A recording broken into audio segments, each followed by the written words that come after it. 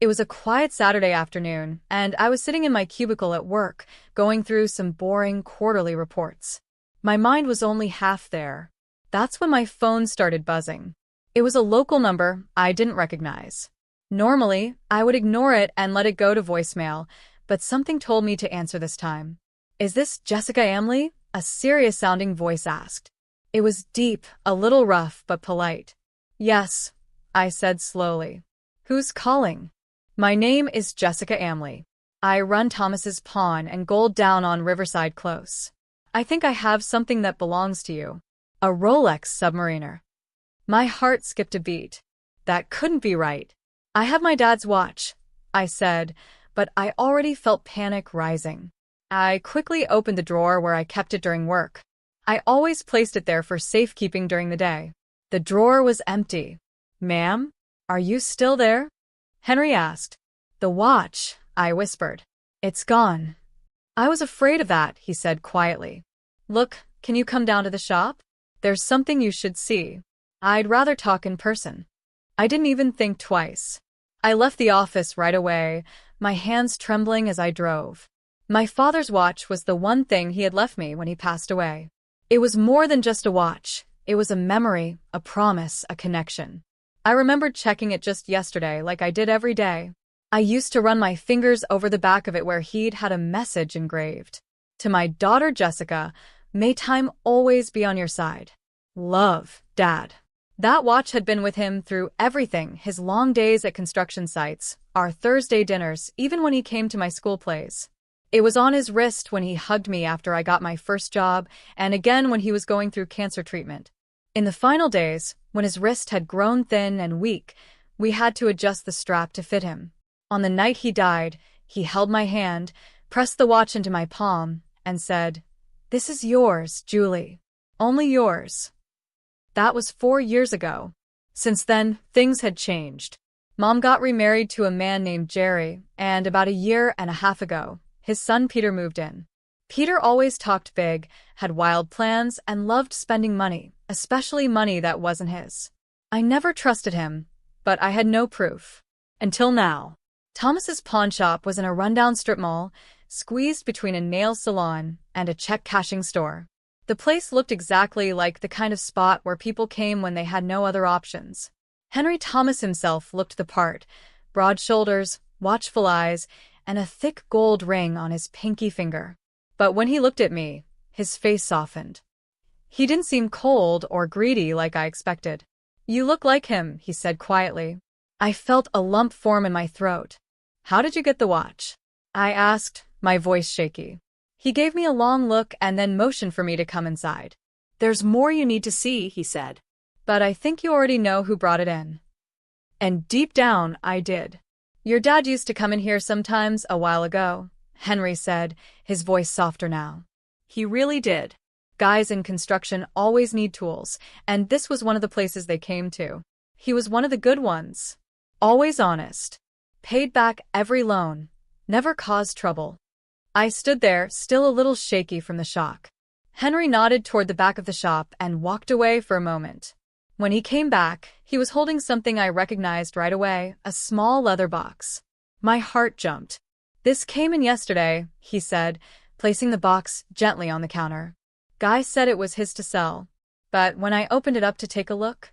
He slowly opened the box. Inside was my dad's watch. It looked smaller than I remembered. For some reason, it even looked more fragile, like it didn't belong in a place like this. I felt my eyes sting, but I held back tears. "Normally, I don't ask too many questions when people bring in items that seem legit," Henry went on. "But this one, I recognized it. I knew your dad. And I knew he'd never sell this unless something was really wrong. So, I checked the records." He pulled up something on the computer and glanced at me. "Your father pawned this watch one time. That was 17 years ago. But he came back and paid the full amount, plus interest, within a month." I was speechless. "How much was the loan?" I finally asked. $5,000, Henry replied. Then he looked at me carefully. "And it was right around the time you started at that fancy private school. What was it called?" "St. Mary's Academy," I whispered. My throat tightened. I remembered how excited I had been to go there. I had earned a scholarship based on my grades, but there were still costs for things like uniforms, books, and school trips. Dad had told me he picked up extra hours at work to cover it. He never told me he pawned the watch. His most prized thing. The one item he always kept with him. The one he left to me. That's when I knew something was off about the guy who brought it in, Henry said, shaking his head.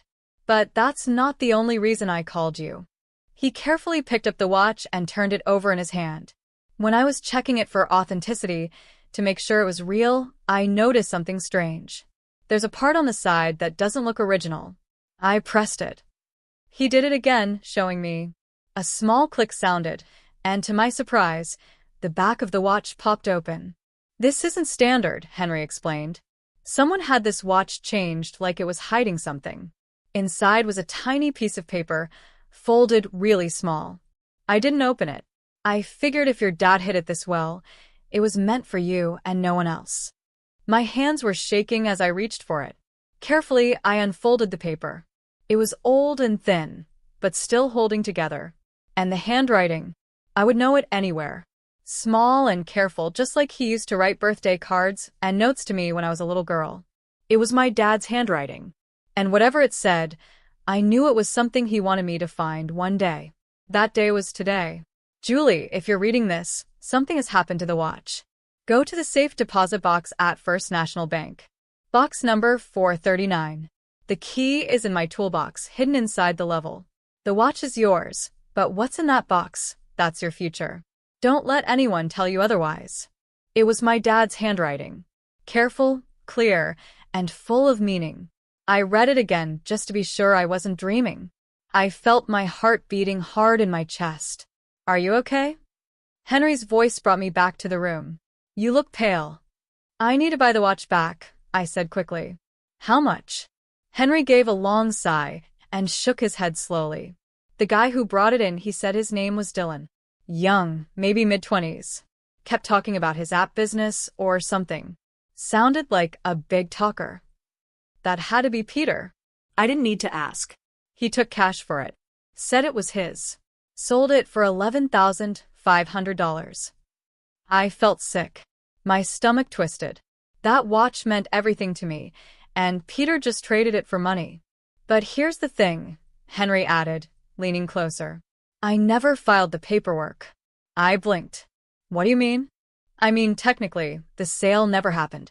I've been doing this for 32 years, and I can spot something fishy. I knew it didn't feel right. Sometimes, people steal from family, and they even have the keys to the house. That doesn't make it okay. He gently slid the watch across the counter toward me. Take it, he said. If anyone asks, it was never here. But I can't just... Henry held up his hand. Your dad helped me once. Years ago. My son needed surgery, and I was short on rent. Your dad did a roofing job for me. Charged me almost nothing. Told me I could pay him back little by little. He paused. His voice was softer now. He never brought it up again. Never asked for thanks. This is my way of paying him back. I didn't know what to say. I picked up the watch and held it close to my chest. My eyes were wet, but I didn't cry. I couldn't. Not yet. I left the pawn shop with the watch in my hand and 1,000 thoughts in my head. The toolbox, Dad's old red toolbox, was still in the garage. Mom had wanted to toss it out after he passed, but I had begged her to keep it. I'm glad I did. The level he mentioned was in there, an old Stanley level, yellow and scratched. Dad taught me how to use it when I was just 10 years old. I hadn't touched it in years. But before I went digging for the key, I had some questions. Big ones. I found Mom in the kitchen with Jerry. They were hunched over cups of coffee and a pile of papers. Looked like bank statements. They looked up fast when I walked in. I saw it right away. The guilt in Mom's eyes before she quickly changed her face to look confused. Julie, she said. What are you doing home? I didn't say anything right away. I walked over to the counter and placed the watch down between us. It made a soft sound as it touched the surface. I was looking for this, I said, staring straight at them. Neither of them spoke. And now I was ready for answers. The room went quiet. The kind of quiet that feels heavy. No one moved. No one said a word. I took a deep breath and looked straight at them. My mom and Jerry. Do you want to know where I was? I asked, my voice calm even though I felt like screaming inside. Do you want to know where I found the watch? The one you took from my desk drawer? The one you pawned for Peter's latest app idea? Neither of them answered. That watch, I continued, was the only thing my dad left me. The only thing that truly belonged to me. And you sold it like it meant nothing. Jerry stood up slowly, trying to use the calm, reasonable tone he always used when he wanted to take control of a conversation. Now, Julie, he said, let's not turn this into something bigger than it is. Peter needed money to launch his business. His third business, I shot back. After the food truck that never started, and the crypto thing that blew up. This is just another bad idea. This one's different, Mom said quickly. He has a partner this time. He has a plan. And he funded that plan by stealing from me, I said. It's not stealing, Jerry said firmly. We're a family. Families share what they have. Like, Peter shared his trust fund with me? I asked. Oh, wait. He spent that on a Mercedes and a trip to Cabo. That's different, Jerry replied. How? I asked, staring at him. How is it different? Mom stood up now, too. Her face was tight and cold. Because Peter has potential. He's trying to build something. You just sit on things. You hold on to what you have while others are trying to make something of themselves. And there it was. The truth. The thing she'd been avoiding ever since she married Jerry. She didn't think I deserved what I had. I had a quiet job, a simple life, no big dreams. So, in her mind, that meant I didn't need the watch. I didn't need much at all. But Peter? Peter talked big. He had vision. So that meant he deserved more. Even if it wasn't his to take. I want the money back, I said, keeping my voice steady. Every cent of the $11,500. Jerry let out a short laugh. We don't have it. It's gone. It was invested in Techno Solutions. Then liquidated. I said. Spent. You can't be serious, he said. I am. I picked up the Rolex from the counter. This was reported stolen this morning. I have the police report. The case number. If I don't get the money back, I'll go ahead and press charges. Mom gasped. You wouldn't. Peter could go to jail. Then he shouldn't have committed a crime, I said. That's not my fault. Mom's voice turned sharp. After everything we've done for you, we let you live here. I pay rent, I reminded her. More than what most people charge around here. We're your family, she said, her voice rising. No, I said softly. Dad was my family. He gave me this watch to remember him by. He trusted me with it. And you let it be sold like it was worthless. For a moment, they just stared at me. No one spoke. I held the watch tighter in my hand and walked away. I wasn't going to let anyone take anything else from me again. And he let your husband and his son steal it like it meant nothing. I didn't wait for their reply. They were already trying to talk over each other, making excuses. I didn't care. I turned around and left, heading straight for the garage. Dad's old toolbox was still there, sitting under his workbench, just like I remembered. It was dusty, but no one had moved it. The bench still smelled a little like sawdust and old tools. I opened the toolbox and found what I was looking for, his favorite Stanley level. The same one we used together when I was a kid. He taught me how to hold it steady, how to make sure the bubble was right in the center. He always told me, close enough isn't good enough when you're building something that matters. I looked closer at the level. Inside the bubble chamber, something was wrapped in plastic. I gently slid it out and unwrapped it. It was a small key. First National Bank was downtown. I remembered Dad once saying he helped fix up that building back in the 1988s. I drove straight there, still holding the key tightly in my hand. At the bank, I told the manager about the safe deposit box. She was an older woman with kind eyes. When I told her my father's name, she smiled. I remember him, she said. He was always polite, always early for appointments. She didn't ask many questions. I guess she could tell this was something important. She led me to the vault. The box was labeled 439 and was bigger than I thought it would be. To open it, she used the bank's key, and I used mine. Inside, there were 3 items: a thick manila envelope, a leather journal, and a sealed letter. My hands shook as I opened the letter first. Julie, if you're reading this, then you found my little backup plan. Your mother doesn't know about this box. I opened it the year you were born. Even then, I knew you were going to be something special. The envelope has bearer bonds. They were passed down from my father. Right now, they're worth about $107,000, maybe even more. They belong to you. The journal has everything about the contracting business. Client names, contact info, jobs I did, and even unpaid invoices. There might be another $57,000 there, if you follow up. That part's up to you. But here's what matters most. I didn't just leave you a watch. I left you time. Time to figure out what you want. Time to live without always worrying about bills. Time to leave if you ever feel stuck. Your mom is a good person, but she believes that the loudest people deserve the most. You're not loud, Julie. You're quiet like me. That doesn't mean you're weak. It means you're thoughtful. You notice things. You think before you speak. Don't let anyone tell you that makes you less. Use this gift wisely. The watch isn't just jewelry. It's a reminder. Because at the end of the day, time is the only thing we really own. I love you. Always. Dad. I read the letter twice, holding back tears. My father had known, all along, that life wouldn't be easy for me. And he had planned for that. While others had taken from me, he had left behind something priceless. Not just money. Not just a watch. He gave me the gift of time and the freedom to build something of my own. And I wasn't going to waste a single second of it. Don't let anyone steal yours. All my love, Dad. P.S. If that boyfriend of yours is still around, the one who borrowed money and never gave it back, dump him. You deserve better. I laughed through my tears. That sounded just like Dad. Always looking out for me, even now. And he had been right about Jordan. I held on to that relationship for too long. 7 months after Dad passed, I finally broke it off. Jordan never paid me back, never really cared, and Dad had seen through him from the start. I turned my attention back to the items in the box. The bearer bonds were there, just like the letter said. Neatly packed, in perfect condition. I checked online. They were worth over $107,000 now. My hands shook a little as I held them. It didn't feel real.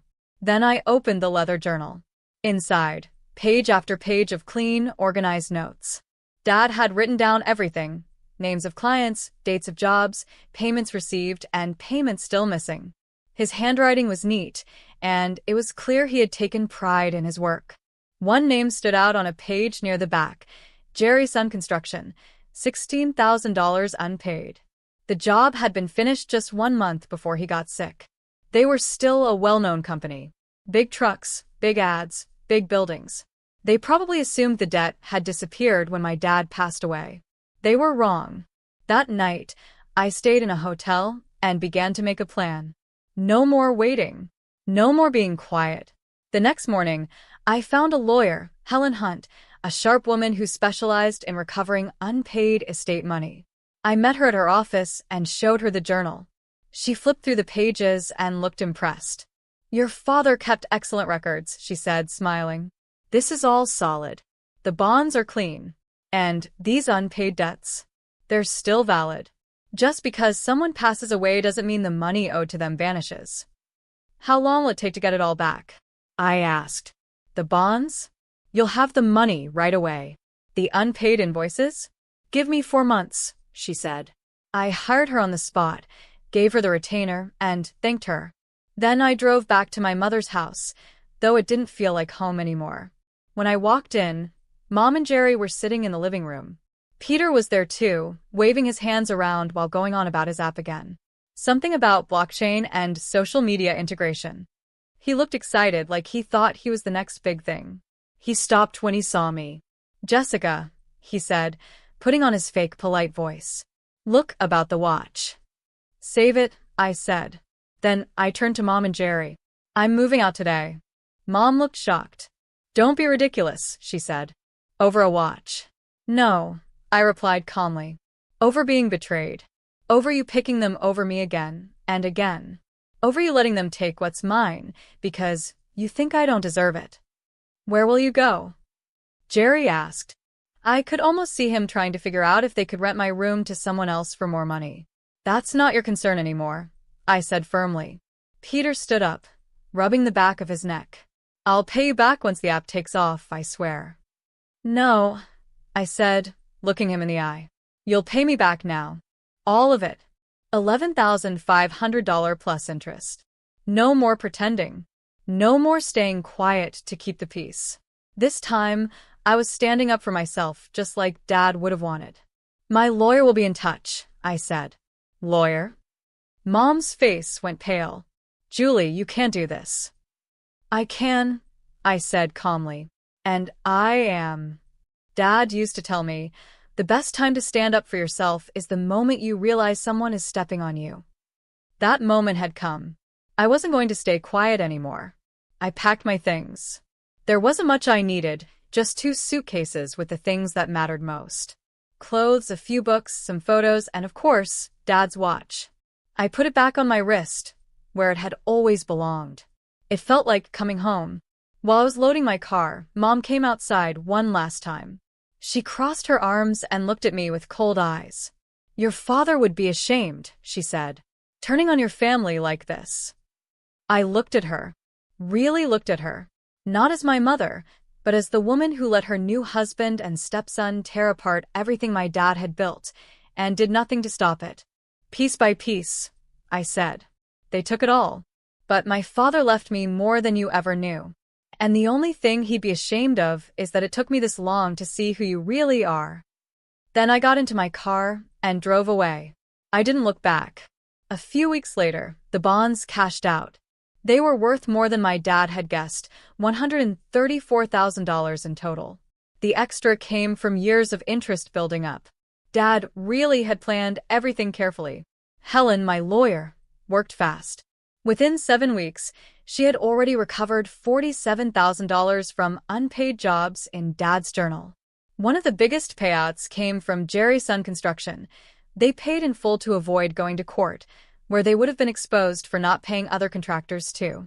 As for Peter, his brilliant app idea failed just 4 months later. He blew through the $11,500 from pawning the watch on things like office space and logo designs. He never even built the actual app. Then Jerry called me. He asked if I could help out, said they were going through a rough patch and needed a small loan. I hung up the phone without saying a word. Mom didn't give up right away. She started calling our relatives, telling them I had abandoned the family over just a watch. Said I was ungrateful and cold. But I was ready. To each person who reached out to me, I sent the same thing, a photo of the police report I had filed when the watch was stolen. Peter's name was clearly highlighted. After that, the calls stopped. With the money Dad left me, I bought a small house in the neighborhood where he grew up. It wasn't fancy, but it was strong, solid, as Dad would have said. Good bones. It felt right. I kept his old red toolbox in my garage. The same one where he had hidden the key. His level, the one we used together when I was a kid, still had its special place on the shelf. Every night, I'd take off the watch and place it on my nightstand. I can hear it ticking in the quiet, strong and steady, like a heartbeat. Sometimes I open the little hidden compartment in the back of the watch, just to make sure it's still there, just to remind myself that my father really had thought ahead, that he really did protect me, even after he was gone. And now, finally, I'm building something of my own, on a foundation he helped lay. Time is the only real thing we truly own. My dad understood that better than anyone. He gave me a watch, not because it was expensive, but because of what it meant. It reminded me of him, of all the moments we shared, and all the years he spent working hard to give me a better life. He didn't just give me a watch, he gave me something much more valuable. Time. Time to make my own choices. Time to grow, to dream, and to live life on my own terms. Dad must have known that one day, someone might try to take that watch from me. Maybe not just the watch itself, but what it stood for. And he made sure that even if they did, they couldn't take away what was most important, the strength he left me, the freedom he gave me, and the time he made sure I would have. That's the kind of love he gave. Quiet, steady, and full of purpose. Now the watch is back where it belongs, on my wrist. But more importantly, my time is mine again. I won't spend another second on people who don't respect me, who take what isn't theirs, or who make me feel like I don't deserve good things. I've wasted enough time trying to be quiet, trying to keep the peace, trying to please everyone else. Not anymore. This time, I choose me. Because time, once it's gone, doesn't come back. And I'm finally ready to use mine the way Dad always hoped I would, boldly, freely, and without apology.